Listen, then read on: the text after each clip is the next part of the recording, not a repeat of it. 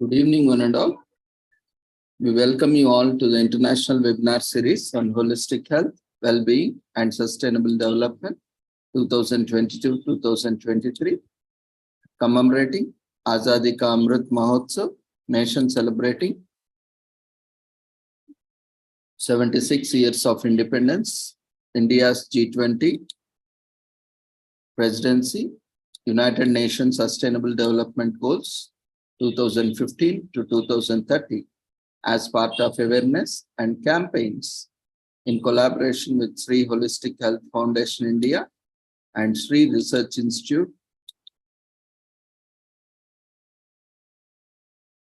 and Center for Art Sciences.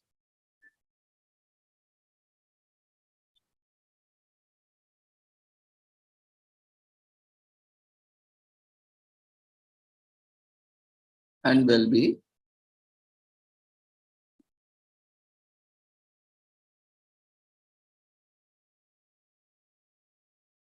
Before we start our sessions, let's take the blessings of Almighty.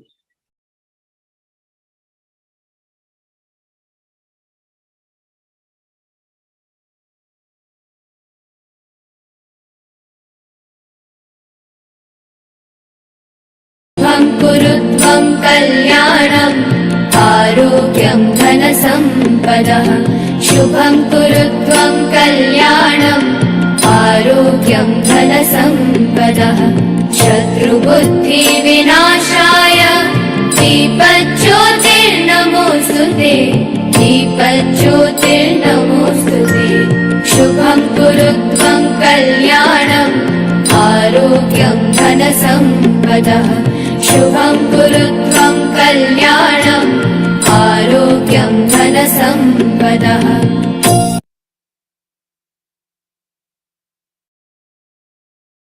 With the blessings of Almighty, we shall continue with today's sessions. Today, we are commemorating International Day to Protect Education from Attack. In 2022, children continued to disproportionately affected by armed conflict, and the number of affected by armed conflict and the number of affected by grave violations increased compared with 2021. From January to December 2022, there was a 112% increase in attacks on schools and hospitals, particularly in Ukraine, Burkina Faso, Israel, the state of Palestine, Myanmar, Mali, and Afghanistan. In Afghanistan, the UN verified 95 attacks, 72 on schools, 23 on hospitals, including attacks on protected persons, while non-state armed groups were responsible for 50% of the grave violations. Government forces were main perpetrators of the killing and maiming of children, attacks on schools and hospitals, and the denial of humanitarian access. Among the factors having the most severe impact was the use of explosive weapons, notably in popular areas such as Gaza, the Syrian Arab Republic, Ukraine, and Yemen, which led to greater child casualties and damaged schools and hospitals, as per the report of the UN General on Children and Armed Conflict. Armed conflicts where when the noise of guns silences education. Education is a fundamental right. For children and youth caught up in emergency situations, education not only means the continuity of learning, but it also provides a sense of normalcy and the key to different future. Alerts the United Nations, educational, scientific, and cultural organizations with the knowledge, skills, and support gained by the through education, generations survive crisis and lead the world towards a sustainable future. This is particularly true for vulnerable groups, including girls, migrants, refugees, and people with disabilities, among others. Places of education should be safe havens for children, students, and education personnel. However, all too often they and the places wherein they learn become either direct targets or collateral damage in conflict-affected contexts. Attacks on education can have serious long-term physical and psychological repercussions for students and teachers. Attacks can suspend teaching and learning, lead to significant increase in dropout rates, and prevent students from accessing their right to quality education. Lack of international consensus on child protection. The Special Representative of the Secretary General for Children and Armed Conflict, SRSG, Virginia Gamba, recently explained that the disregard for the protection of civilian infrastructures, such as schools and hospitals, often translated by a lack of distinction between civilian and military targets and/or continued military use by warning parties, is deeply troubling. Ms. Gamba added that we urgently need bold and resolute action. We must build on the international consensus on child protection and the rally behind the instruments that have already been agreed upon widely, as well as the respect of the international law. I urge all of you to embrace peace and peaceful resolution of the conflicts, which remains in the only sustainable way to reduce and prevent violations against children. 141 schools were damaged during an escalation of the conflict in Gaza back in May 2021. As UNICEF works to rehabilitate schools, the services children rely on must be protected. The day was established by an unanimous decision of the UN General Assembly calling on UNESCO and UNICEF to raise awareness of the plight of millions of children living in countries affected by conflict. The resolution proclaiming the day was presented by the state of Qatar and co-sponsored by 62 countries. The General Assembly resolution affirms that governments have preliminary responsibility to provide protection and ensure inclusive and equitable quality education at all levels to all learners, especially those in vulnerable situations.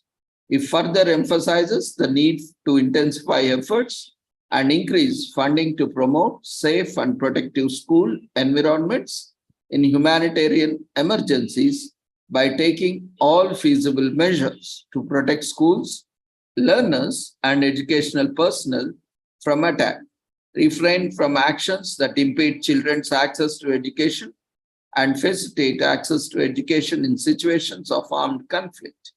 UNESCO and UNICEF will facilitate the annual observance of the day in close collaboration with partners within and outside UN system. Working on the front lines in conflict-affected countries, the UN entities have long assisted member states in strengthening their capacity to provide access to quality educational opportunities for all times of crisis. The Safe Schools Declaration was opened for the state endorsement in Oslo, Norway in May 2015. It is a political commitment to better protect students, teachers, schools, and universities during armed conflict, to support the continuation education during war, and to put in place concrete measures to deter the military use of schools. By endorsing declaration, states commit to restoring access to safe education and to developing educational systems that are conflict sensitive and promote respect between social or ethnic groups. The Special Representative of the Secretary General for Children and Armed Conflict serves as a leading UN advocate for the protection and well-being of the children affected by armed conflict. Attacks against schools are one of the 6 grave violations that warrant listing governments or armed groups in the annual report of the Secretary General on Children and Armed Conflict presented to the Security Council. Others are killing and maintaining of children, recruitment or use of children as soldiers, sexual violence against children, abduction of children, and denial of humanitarian access.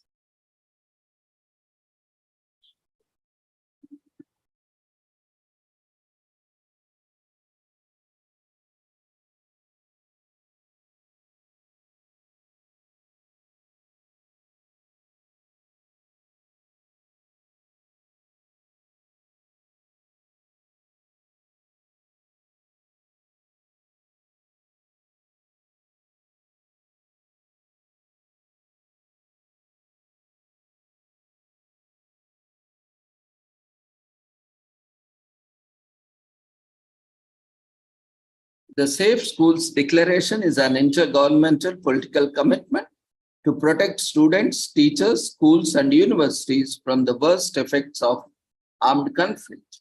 Every boy and girl has the right to an education without fear of violence or attack. Every teacher, professor, and school administrator should be able to teach and do research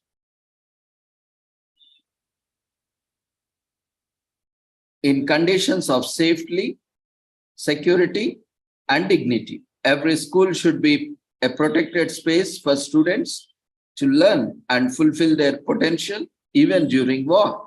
Even university should be a safe place for students and academics, and to foster critical and independent thinking and to harness knowledge.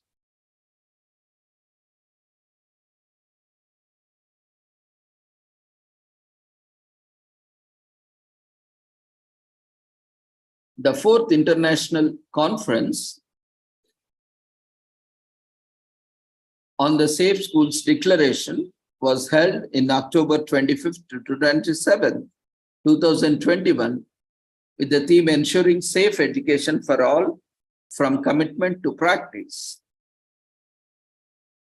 It was the fourth international conference on the Safe Schools Declaration that took place in Abuja, Nigeria, in a hybrid format,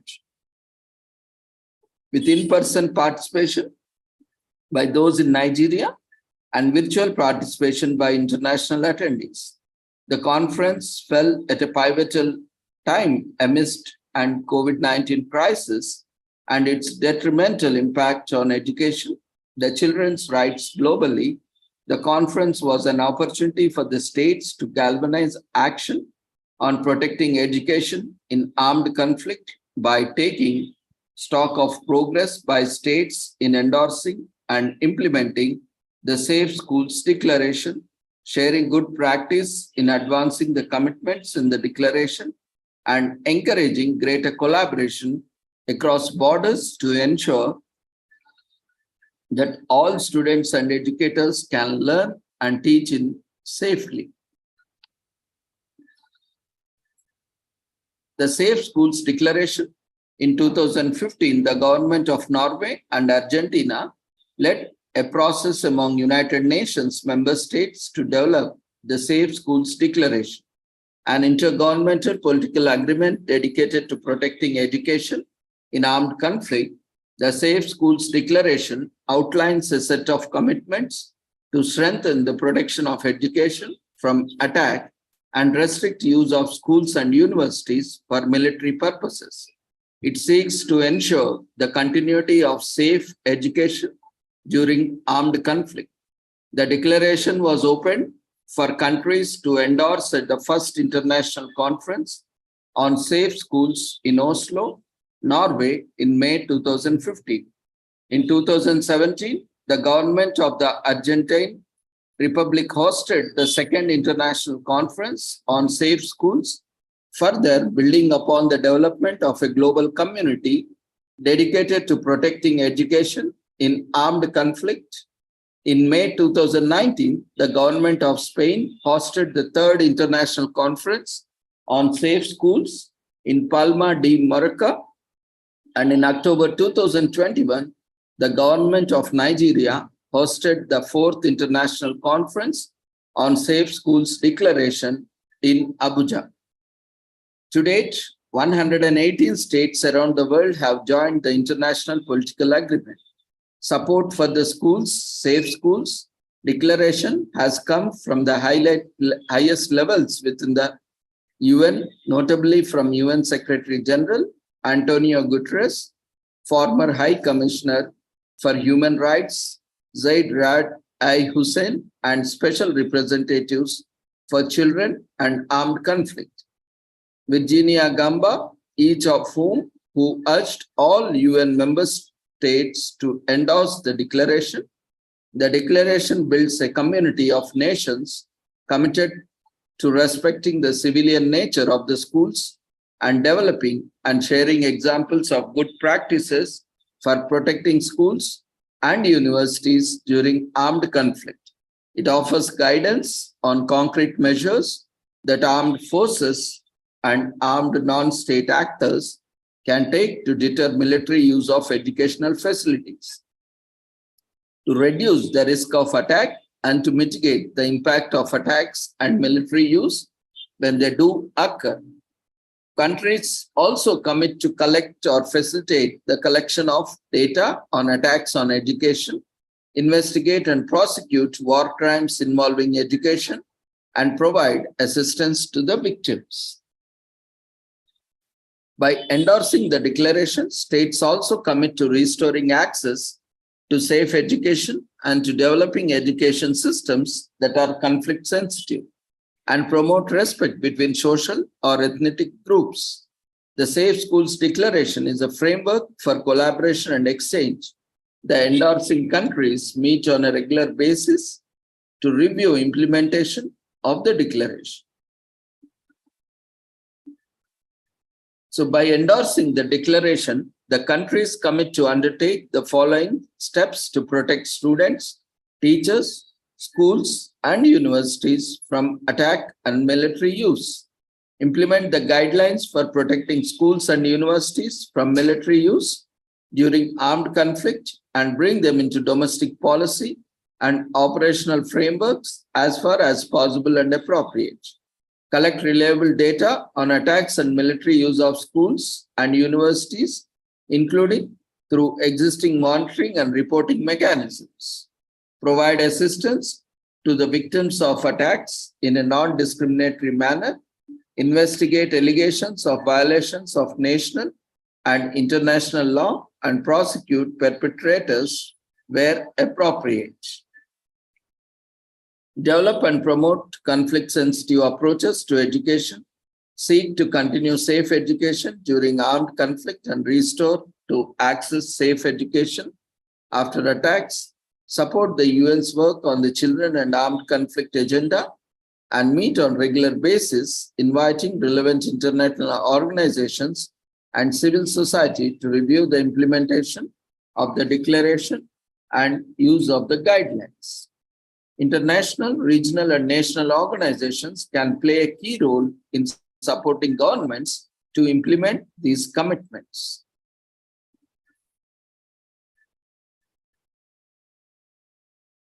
The guidelines for protecting schools and universities from military use during armed conflict was developed to provide clear and simple guidance for armed actors.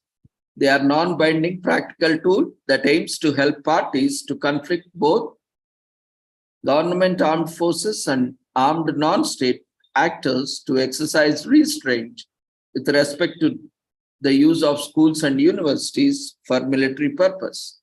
Military use of the educational infrastructure risks covering schools and universities into military objectives, exposing students and teachers to the potential devastating consequences of attack. Military use can be prevented by making changes to the legislation, doctrine, military orders, rules of engagement, practice, and training. The guidelines are based on what is practically achievable. They acknowledge that parties to armed conflict are invariably faced with difficult dilemmas requiring pragmatic solutions. The guidelines encourage a change in mentality and shift in behavior regarding the military use of schools and universities through integration into military policies and doctrine and application of good practice.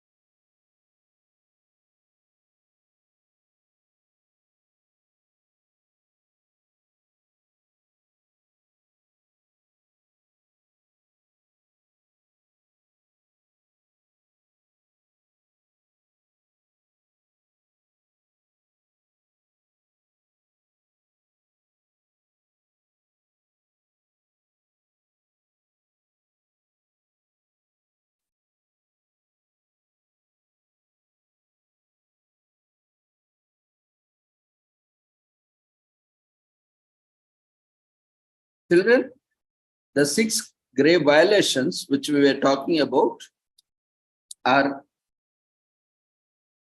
related to the children that are affected by armed conflict in many different ways. And the mandate of the special representative for the children and armed conflict was created in 1996. The UN General Assembly sought to promote the collection of the information about the plight of children affected by war, raise awareness, and foster influential cooperation to strengthen their protection. In 1999, the first resolution on children and armed conflict adopted by the United Nations Security Council placed the issue of children affected by war on the Council's agenda. The resolution also identified and condemned 6 grave violations affecting children and most in times of war and asked the Secretary General to report on these issues. So monitoring and reporting of these 6 violations.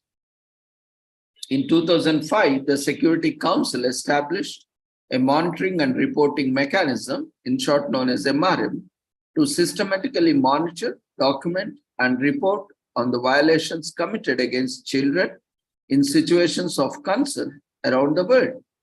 On the basis of this information, the United Nations Secretary General names parties to conflict who recruit, kill, or maim children, commit sexual violation, abduct children, and attack schools and hospitals in his annual report on children and armed conflict for engagement with goal of ending these violations.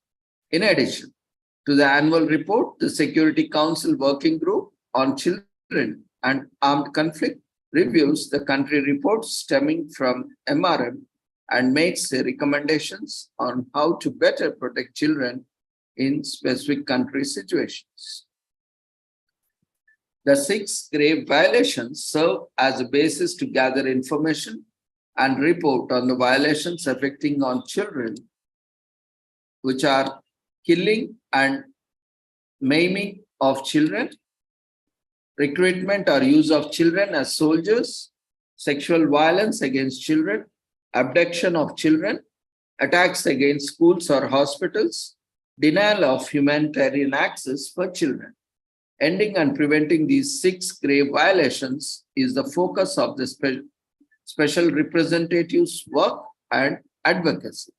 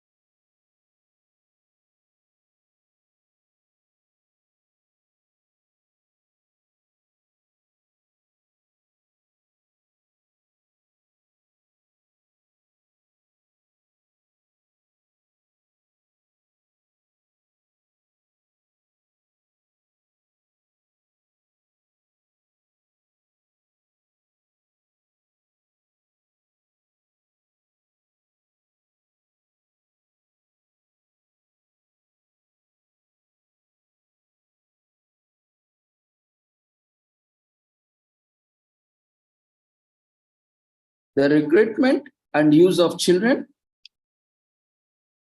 is a trigger to list parties to armed conflict in the annexes of annual report of the Secretary General on Children and Armed Conflict. There are many ways for children to become associated with armed forces and groups. Some children are abducted and beaten into submission. Others join military groups to escape poverty, to defend their communities out of a feeling of revenge or for other reasons. In many conflicts, children take direct part in combat. However, their role is not limited to fighting. Many girls and boys are also used in support functions that also entail great risk and hardship. Their tasks can vary from combatants to cooks, spies, messengers, and even sex slaves. Moreover, the use of children for acts of terror, including as suicide bombers, has emerged as a phenomenon of modern warfare. Each year, the UN receives reports of children as young as 8 or 9 years old associated with armed groups. No matter their role, child associated with parties to conflict are exposed to acute levels of violence. As witness, direct victims, as a forced participants, some are injured and have to live with disabilities for the rest of their lives. Girls are also recruited and used by armed forces and groups. They are vulnerabilities unique to their gender and place in society and suffer specific consequences, including but not limited to rape and sexual violence, pregnancy and pregnancy-related complications, stigma, and rejection by families and communities. Regardless of how children are recruited and of their roles, children soldiers are victims whose participation in conflict bears serious implications for their physical and emotional well-being. They are commonly subject to abuse and most of them witness death, killing, and sexual violence. Many are forced to commit violent acts. Some suffer serious long-term psychological consequences. The regeneration of these children into civilian life is an essential part of the work to help child soldiers rebuild their lives. Within the UN system, UNICEF is in charge of the reintegration of former child soldiers, and their first priority is to prepare them for the return to civilian life. Psychosocial support, education, and/or training are important aspects of reintegration programs. Attempting to reunite children with their families and communities are also essential, but sensitization and reconciliation efforts are sometimes necessary before a child is welcomed back at home. The reintegration of former child soldiers is a long process which needs extensive support from the international community. By helping children deeply affected by conflict, we contribute to the building a peaceful future for their country. Optional protocol on the involvement of children in armed conflict. In 2000, the UN General Assembly adopted the optional protocol to the Convention on the Rights of the Child on the involvement of children in armed conflict to protect children from recruitment and use in hostilities. The optional protocol is a commitment that states will not recruit children under the age of 18 to send them to battlefield. States will not conscript soldiers below the age of 18. States shall not, or states should take all the possible measures to prevent such recruitment, including legislation to prohibit and criminalize recruitment of children under 18 and involve them in hostilities. States will demobilize anyone under 18 conscripted or used in hostilities and will provide physical, psychological recovery services and help their social reintegration. Armed groups distinct from the armed forces of a country should not, under any circumstances, recruit or use in hostilities anyone under 18. Prohibition entered into force in 2002 and has now been ratified by majority of world's countries.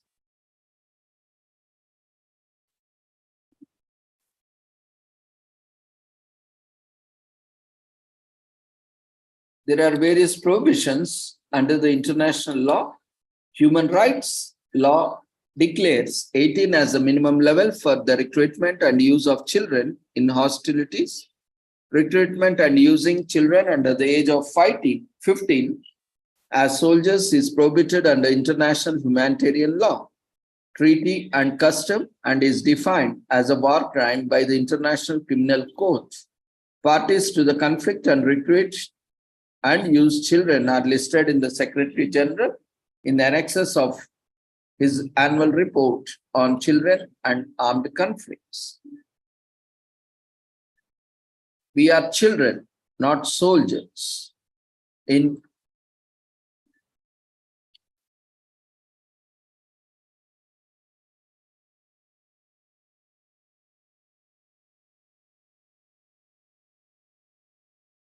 In 2014, the UNICEF, the special representative, launched the campaign Children, Not Soldiers, to bring about a global consensus that child soldiers should not be used in conflict.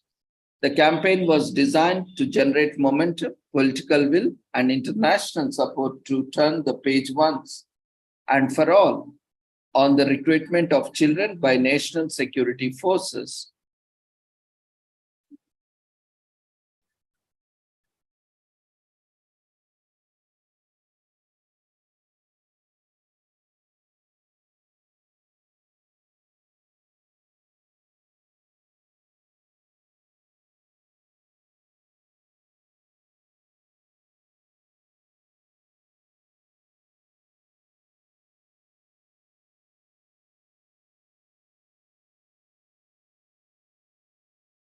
The campaign received immediate support from member states, UN, NGO partners, regional organizations, and the general public, and the UN Secretary Council, UN Security Council, and the General Assembly welcomed Child, Not Soldiers, and requested their regular updates through their special representatives report. At the time of the launch, the countries concerned by the campaign were Afghanistan,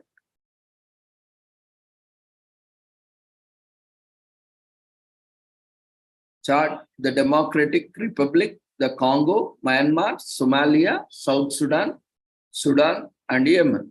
Representative from each of these countries attended in the launch event and expressed their full support to reach the objectives of Children, Not Soldiers.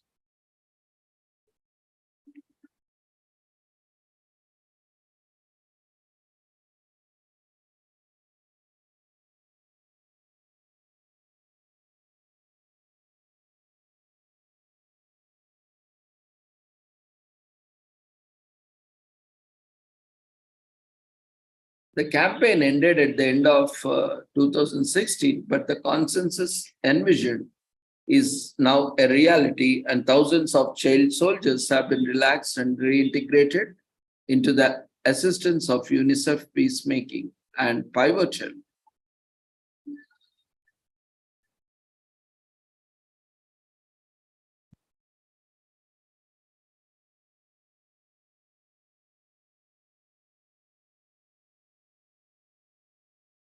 National campaigns to promote the objectives of Children, Not Soldiers have been launched in most countries concerned and beyond.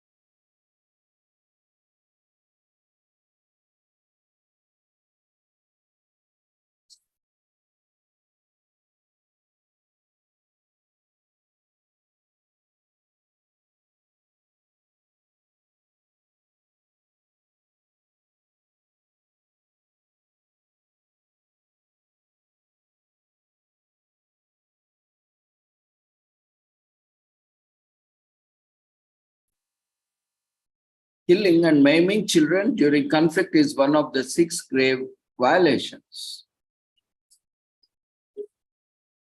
identified and condemned by the UN Security Council. the 6 grave violations from the basis of the Council's architecture to monitor, report, and respond to the abuses suffered by children in times of war, ending and preventing those violations is also the focus of specific representatives' work and advocacy. The killing of and maiming of children is a trigger to list parties amid conflict in situation.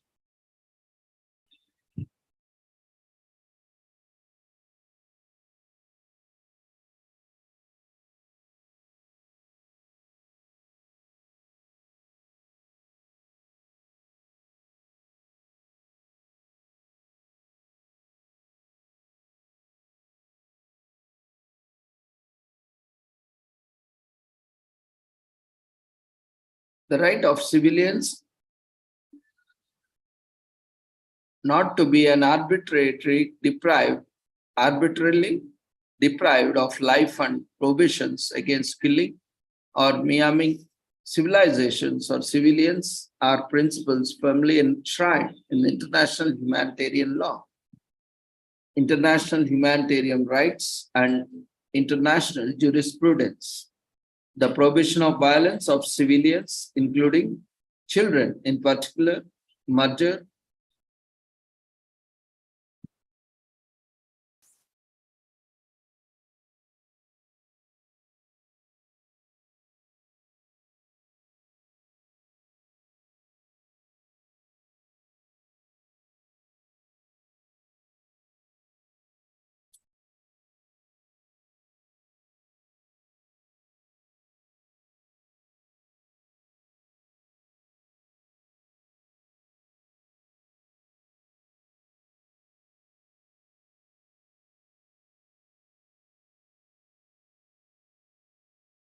sexual violence against children during conflict is one of the 6 grave violations identified and condemned by the UN Security Council. The 6 grave violations from the basis of Council's architecture to the monitor, report, and respond to abuses suffered by children in times of war, ending and preventing these violations is also the focus on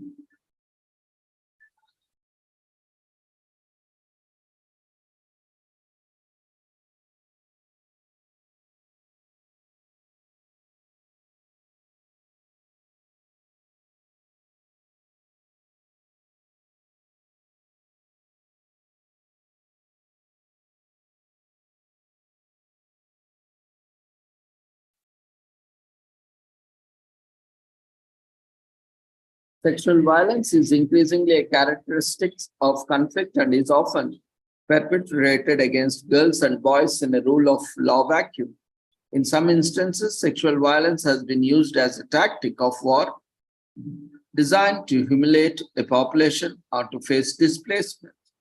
Children who experience sexual violence suffer from long-term psychological trauma, health consequences, including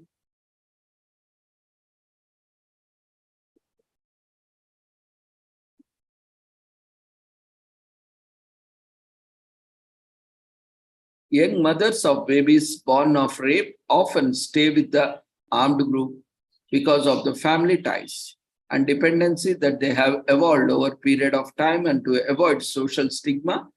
And in the communities at home, these girls and their children are particularly vulnerable.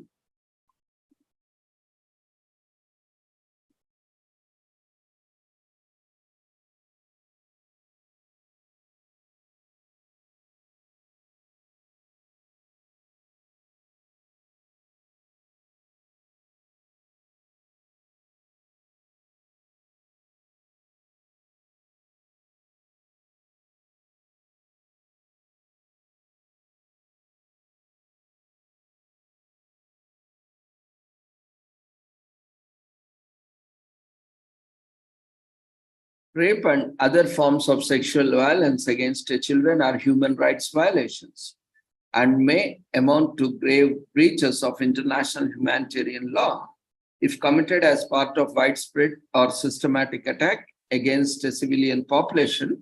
Sexual violence can constitute war crimes and crimes against humanity under Rome Statute of the International Court.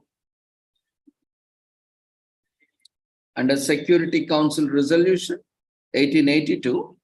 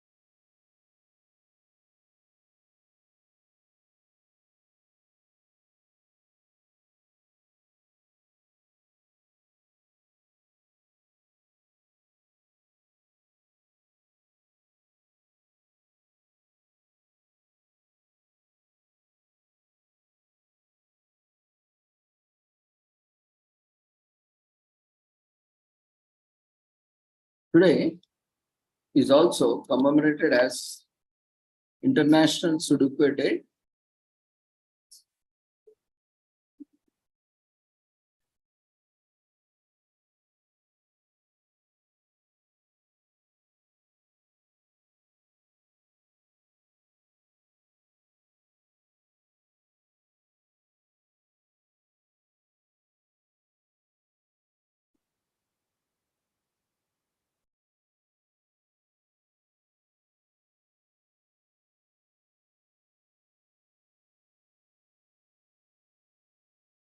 Today is commemorated as History Open Days from September 9 to 18 in the United Kingdom. Heritage Open Days are observed on certain dates in September every year and takes place from September 9 to 18 this year. So there is also a celebration of England's rich culture and history and encourages everyone to learn more about it. It is the country's largest festival or celebrations or commemorations.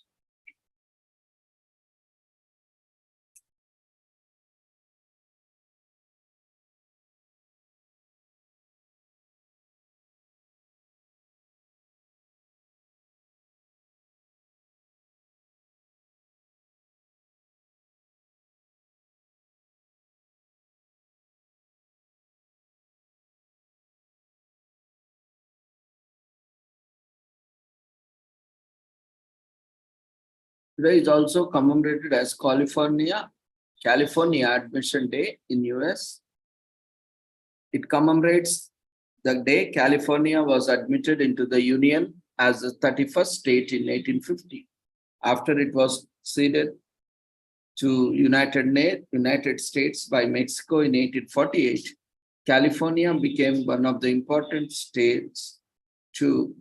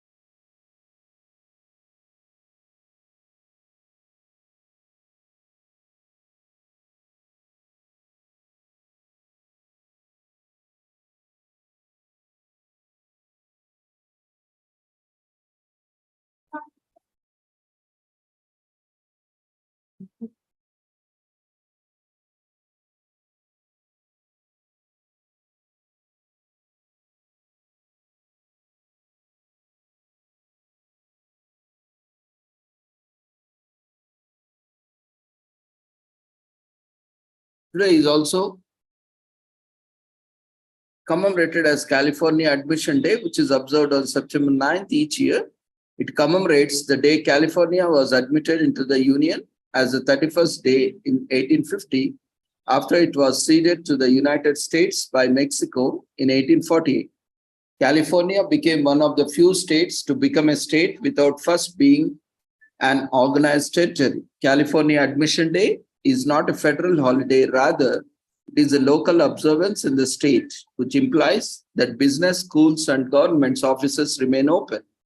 In times gone by, it was celebrated with great pomp and ceremony, with parades and pageantry, though low-key now, but now the day still marks an important part of Californian history. Today is also commemorated as Care Bears Share Your Care Day in US. Is annually observed to motivate significant giving and volunteerism. Care Bears are on a mission to spread caring, sharing, love, friendship, acceptance, fun, and happiness all over the world.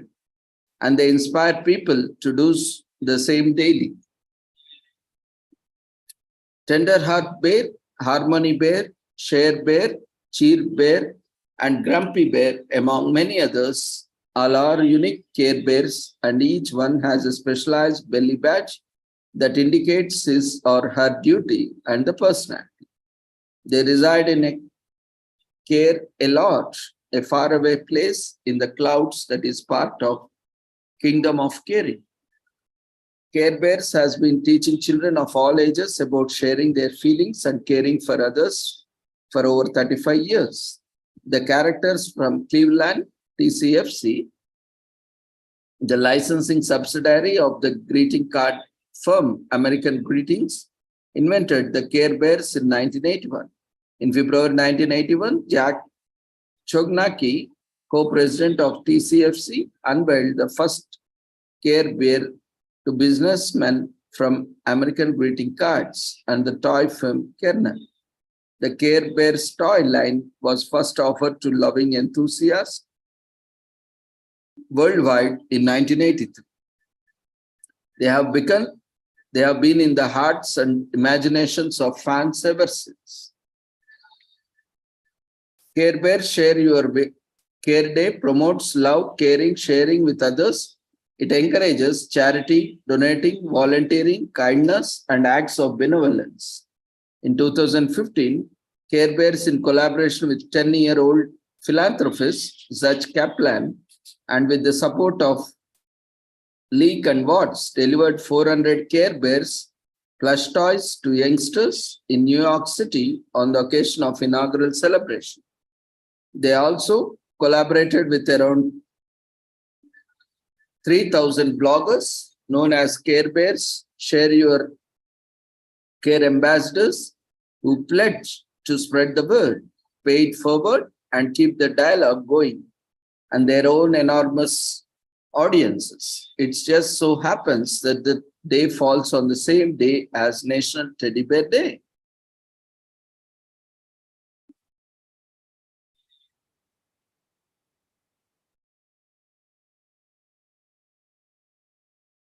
Today is also commemorated as Carl Garner Federal Lands Cleanup Day in US.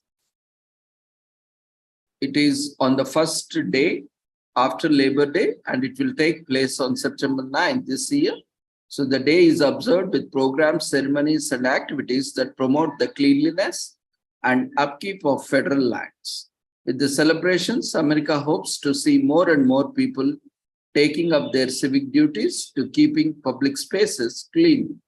This is a great way to support your community and protect the environment. The day is mostly celebrated by schools and volunteer groups.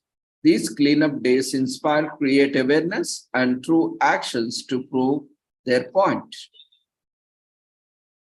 It was first celebrated in 1985, albeit under a different name, and the day was known as the Federal Lands National Cleanup Day. The founder of the day, engineer Carl Garner, took the initiative of organizing a cleanup of the areas around his place of work in Greece very late. He encouraged residents to join him in the act, and together they were successful in cleaning up the lake and surrounding areas. Soon after this program gained popularity and received national acclaim, he was twice honored with Keep America Beautiful Award. As a way of celebrating his achievements, the day was renamed Carl Garner Federal Lands Cleanup Day.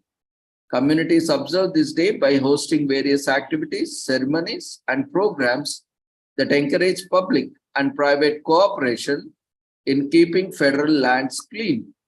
The celebrations also help people take pride in these public spaces, reduce litter on federal lands, and take care of other recreational areas.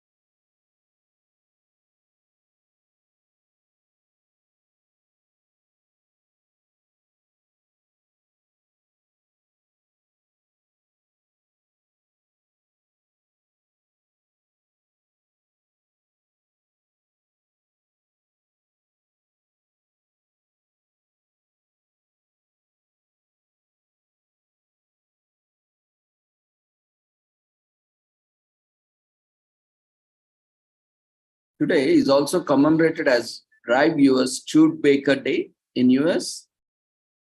On the second Saturday of September, this year's events will take place on September 9, has been a long regarded as the embodiment of class as a result of its beauty, elegance, and sophistication. The Studebaker Corporation earned a reputation for quality, durability, and dependability thanks to the timeless designs and exceptional engineering detail.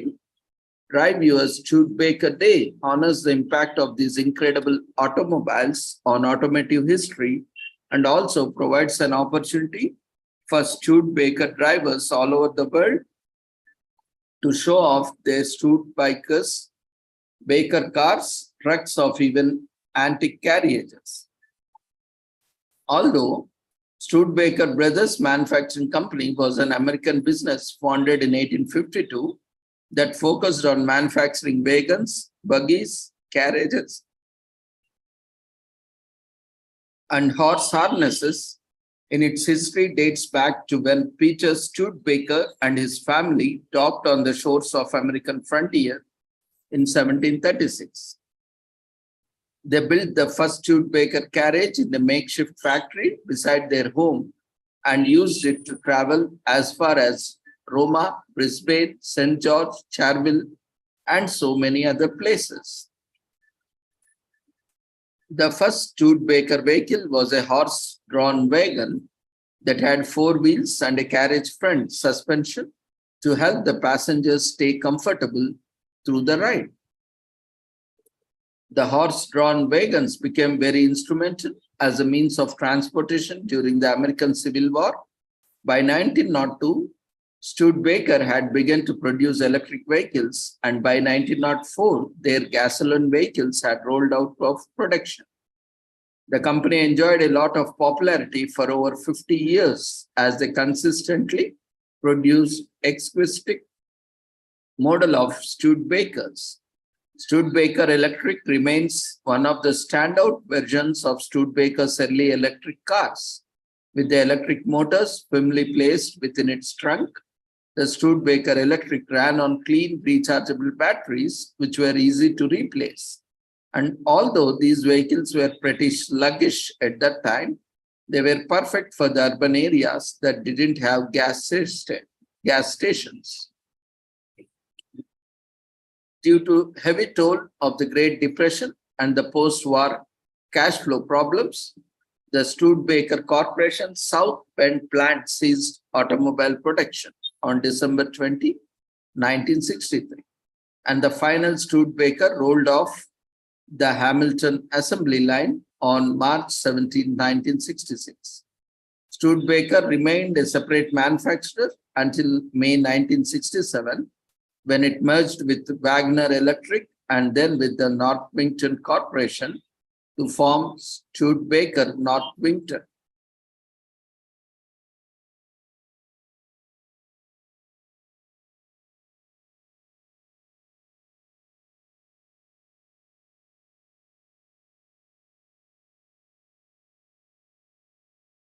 Today is also commemorated as Emergency Services Day in United Kingdom, which is observed across the UK and helps to support the brave men and women of the NHS and emergency services. This is also referred as 999 Day. The King and the Queen, HRH, the Prince of Wales, the Prime Minister, and the First Ministers of Northern Ireland, Scotland, and Wales have given their support to the observation and holiday. This holiday helps to promote the usage of emergency services in a responsible manner. It helps to educate the public about basic life-saving skills. It also promotes the many exciting career and volunteering opportunities that may be available for people to apply for. Emergency Services Day was founded in 2016 by Tom Scholes-Fogg, who wanted to set aside a special day to honor the country's 999 servicemen and women.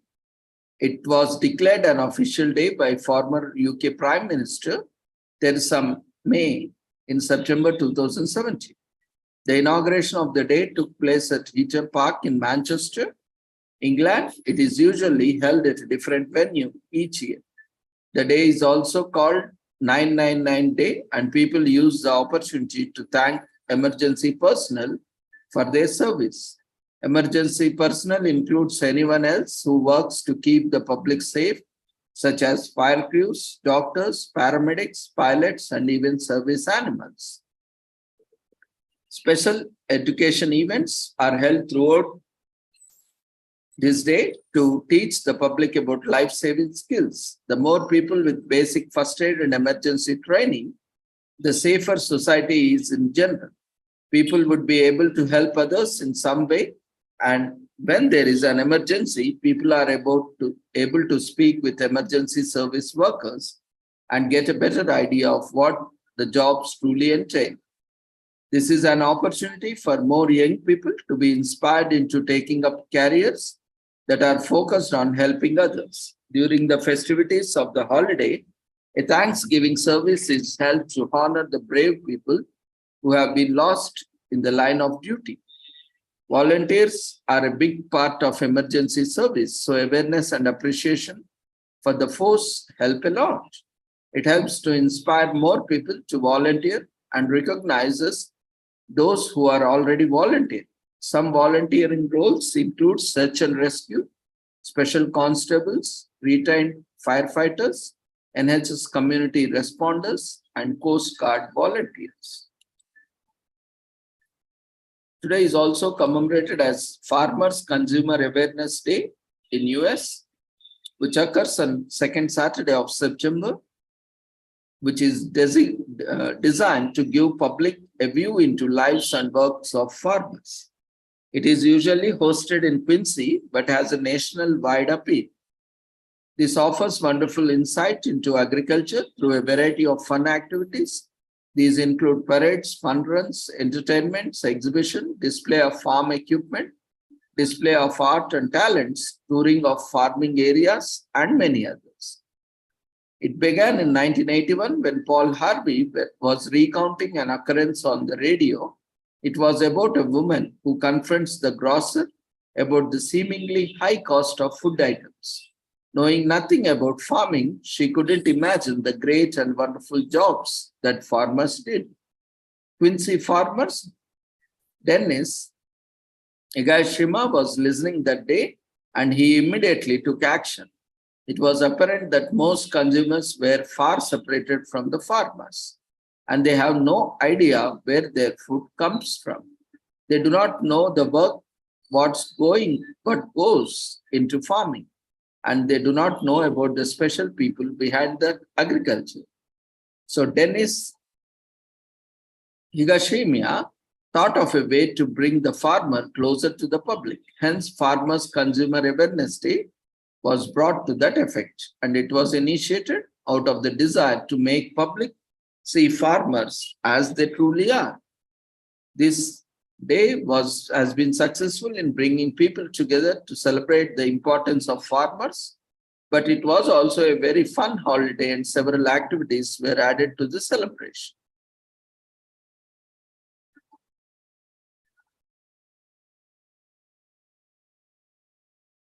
Today is also commemorated as Free Dentistry Day in US, and a day chosen to support dentists and their team who is committed to helping people in the community get free dental care. Dental health is a vital part of person's overall health, but it is unfortunate that due to financial reasons, most people don't have dental insurance. The day is usually a way for the dentist to give back to their community, and it is usually a very busy day for them as their offices are usually swamped with patients waiting for their turn. Several services are offered on that day, including dental cleaning, filling, root canal, extraction, implant placement and restoration, and oral cancer screenings. Dentistry is one of the oldest forms of medicine known to the man, and it dates back to 7000 BC. But it wasn't until 1700s that dentistry became a defined profession.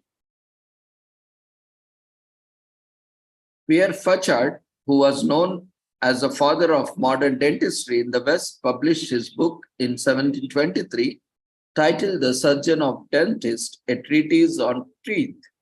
The book helped to define an extensive system for treating and caring for the teeth. He also established the use of dental prosthesis and idea of dental fillings. He was also one that discovered that the tooth decay is caused by acids from sugar. People have always known the importance of dental hygiene, and there is now increasing proof that good dental hygiene contributes significantly to overall well-being. Some oral examinations can help to detect about 100 different medical conditions, including oral cancer, diabetes, HIV, and leukemia. This Free Dentist Day started in 2010, and at that time, very few dentists were participants. But since then, the number of participating dentists have increased in size. Studies have shown that approximately 108 million Americans don't have dental insurance. And so a lot of them lack the proper dental care they should be getting. It initially started as a means to help people who fall in that category by providing them with dental care at no cost for a whole day.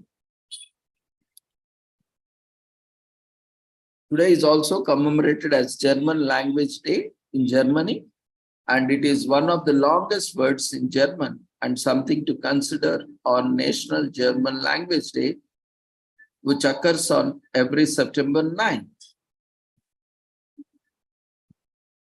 Of course, we cannot spell that because it's very uncommon word.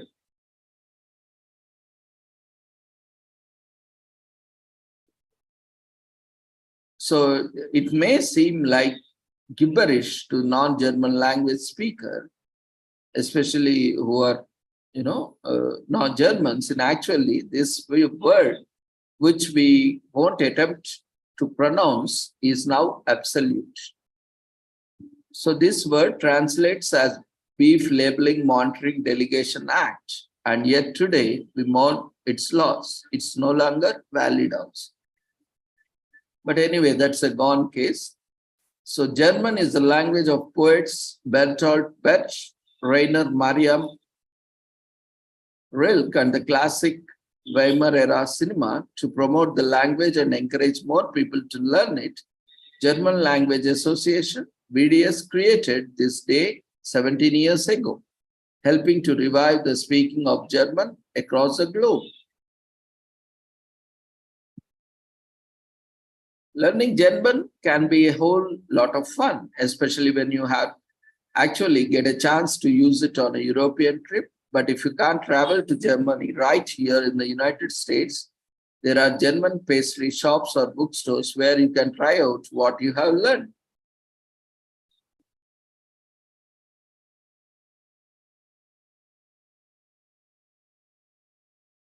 Today is also commemorated as International Fetal Alcohol Spectrum Disorders Awareness Day,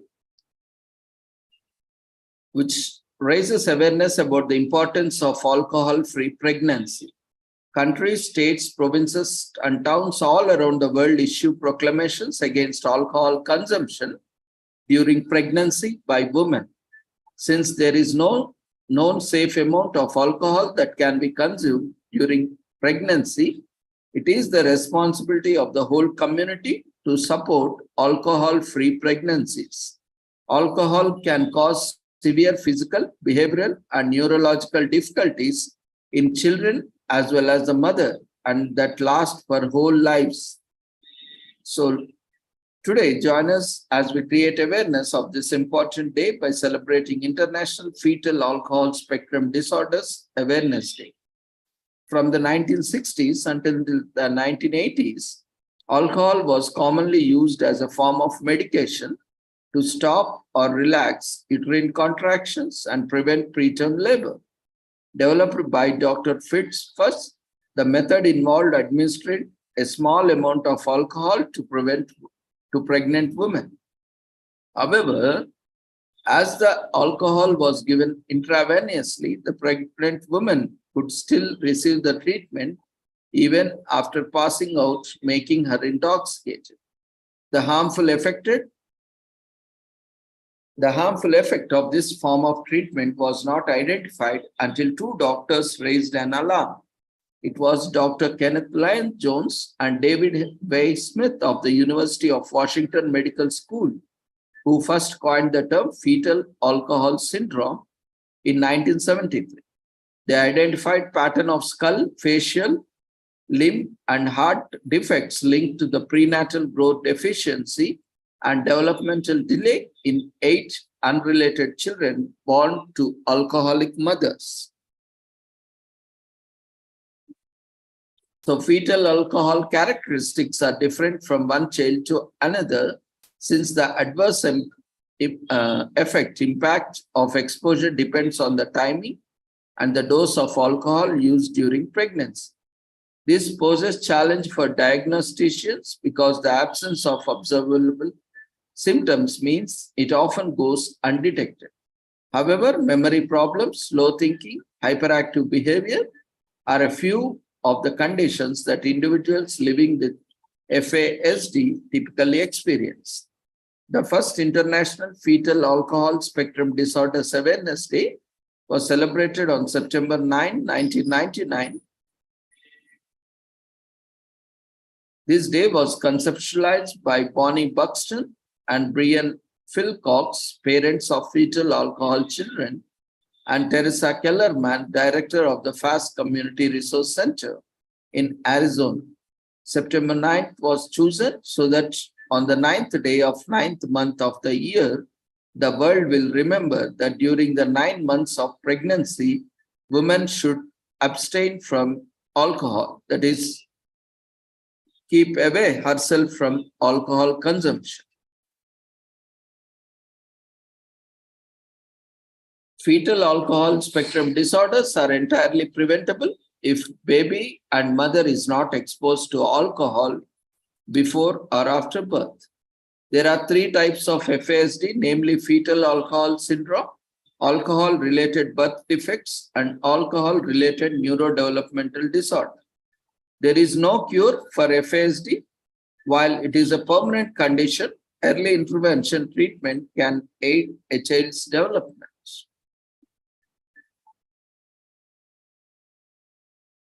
No alcohol is safe. All intoxicant beverages, regardless of alcohol percentage, are harmful to the expecting woman and pregnant women. Alcohol consumption is the leading preventable cause of birth defects and developmental disorders in the US and across the world. Specialties such as developmental pediatrics, child psychologist, or clinical genetic helps in diagnosing and treating children with FASD. Australia has wallet-sized FASD advice cards. Parents and guardians hand these out to onlookers if their children experience a sensory overload in public.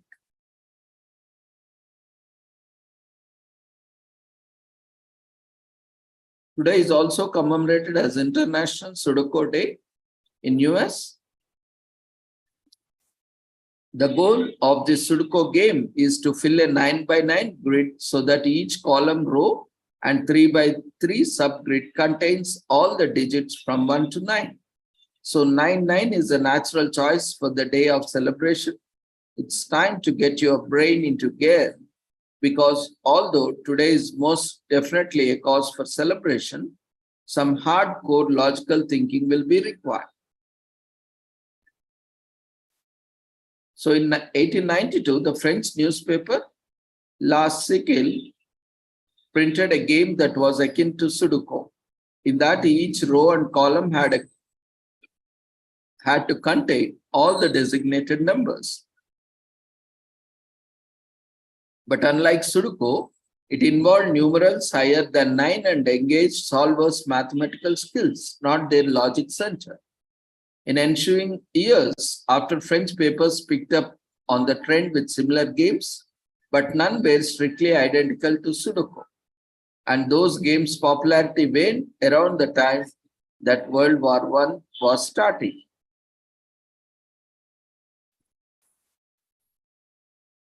So flash forward to 1917, circumstantial evidence points to Indiana architect Howard Gans publishing a puzzle of his own invention, at that time named Number Place in Dell magazine, that would become the game we now know as Sudoku. Gans, however, passed away without seeing his brainchild become an international sensation. In the meantime, the game set Japan's puzzle industry on fire, gaining the name Sudoku for the first time, along with a fan base of millions of devoted players. In 1997, Hong Kong judge Wen could invent a computer program that could come up with a unique Sudoku puzzles. He pitched the game as a daily puzzle feature to the newspapers in the UK, and soon Sudoku was known around the world. Today, Sudoku is readily available on smartphone apps and widely printed in papers and magazines. It is the subject of multiple documentaries and game shows and even spawned an award-nominated original tune by songwriter Peter Levy. We think it's safe to say Sudoku isn't going anywhere anytime soon. In 2013, the World Puzzle Federation was made September 9th the official International Sudoku Day, and we have been celebrating it ever since.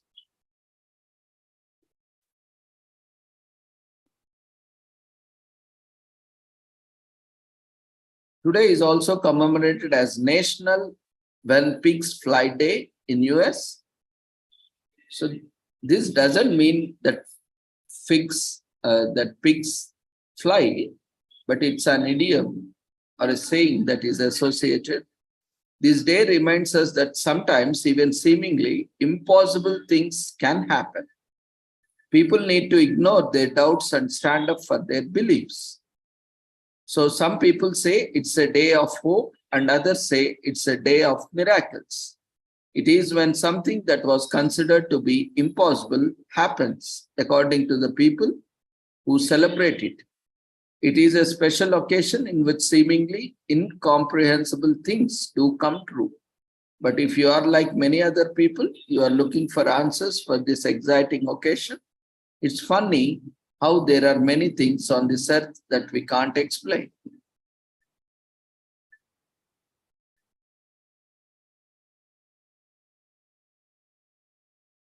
So the expression "when pigs fly" is an idiom that is used to describe something that will never happen. An idiom is a free figure of speech. It is an expression that means something other than its literal meaning. Pigs, like all animals, have both positive and negative qualities. While pigs are associated with greed, filth, and arrogance, they also symbolize wealth and fertility. People with pig totems tend to do well in business and financial dealings, as per their beliefs.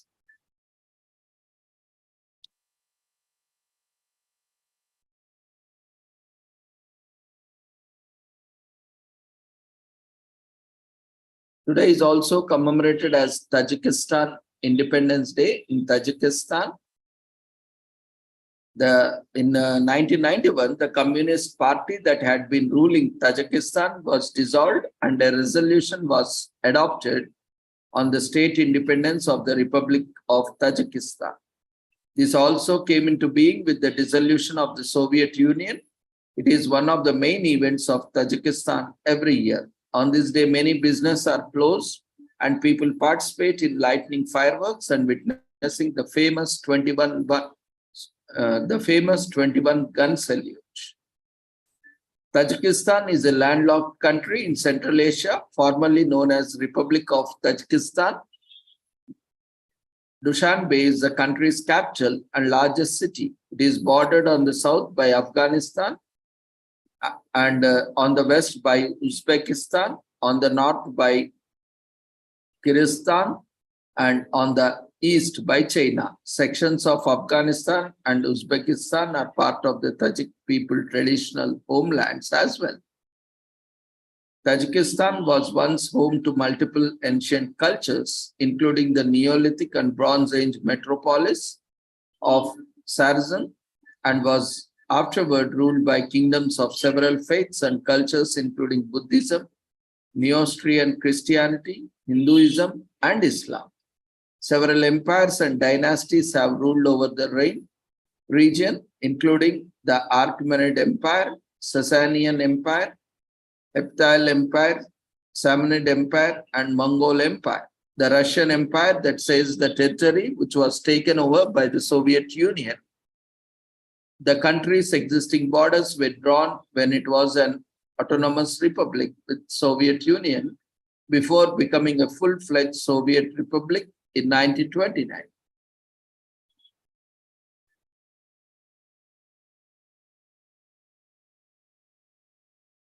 Today is also commemorated as Teddy Bear Day, which is a day set aside for everyone to bring out all teddy bears to thank them for their companionship, the wonderful moments we had with them, and all the days and nights they have comforted us. The teddy bear is one of the most popular toys for children. It occupies a particular place in the hearts of many adults as well. This day is dedicated to all the adorable teddy animal. It allows people to take teddy out of the closet and make them focus of the attention. The teddy bear was created to commemorate American President Theodore Roosevelt. On November 14, 1902, Theodore Roosevelt went on bear hunting trip near Onward, Mississippi. Governor Andrew H. Longino of Mississippi had invited him. Unlike some other hunters, in the party, Roosevelt had not been able to shoot a single bear on that day. So Roosevelt's aides trapped and tied a black bear to a willow tree. Commanded by Holt Collier, a born slave and former Confederate cavalryman, they summoned Roosevelt and asked him to shoot it. Roosevelt declined to shoot the bear because he thought it was highly unsportsmanlike. The word of this soon traveled across the country via newspaper stories. The stories detailed the president's refusal to shoot a bear. It wasn't just any president either. It was Theodore Roosevelt, the big game hunter. So Clifford Berryman, a political cartoonist, saw the report and chose to parody the president's unwillingness to shoot the bear in a funny manner. On November 16, 1902, Berryman's cartoon ran in the Washington Post. Morris Mitchum, the proprietor of the Brooklyn candy shop, saw the cartoon and had an idea. He and his wife Rose also produced stuffed animals, and Mick Tom decided to make a plush toy bear for the president who refused to shoot a bear. He dubbed it Teddy's Bear. So Mick Tom's mass manufactured the toy bears after obtaining Roosevelt permission to use his name, which was so successful that he soon created the Ideal Toy Company. Within a few years, the selling of teddy bears has grown so rapidly that he established a soft toy firm to manufacture them. Around the same period, a German firm called Steiff began manufacturing teddy bears with movable joints. Every year, millions of teddies are marketed and given as presents or manufactured to commemorate specific events or occasions, and it feels that their appeal is unlikely to be dismissed very soon. Finally, today, we are also commemorating wonderful Weirdos Day in US. There's nothing so as exciting as being predictable and boring, but thankfully for all of us, we have some weird traits or characteristics. This weirdness is exactly what makes us unique. Don't be shy to explore your weirdness on wonderful Weirdos Day. Be creative and own it. You'll be surprised to find how life-changing self-acceptance can be. So happy, wonderful Weirdos Day to all the wonderful weirdos who make our lives all more interesting. It is no surprise that we celebrate our weirdness, since weirdos have existed for as long as humans have been around. We only have to be a little bit different than everyone else, and just like that, congratulations, and you are weirdo. But weirdos have not always been thought of as a wonderful or even accepted by the society. Think of the Salem witch trials. An event that only lasted a year is still spoken about to this day.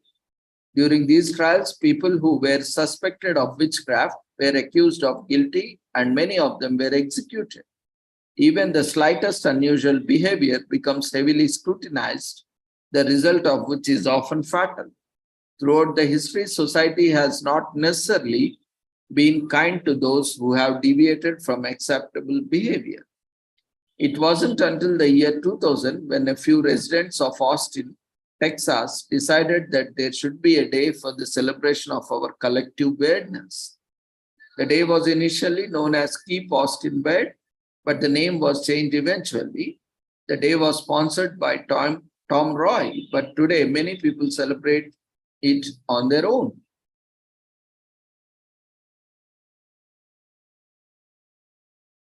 Because it's a day we feel accepted and understood just the way we are. Wonderful Weirdos Day is a day to pause and ask yourself if someone is truly weird or if they are just little different from.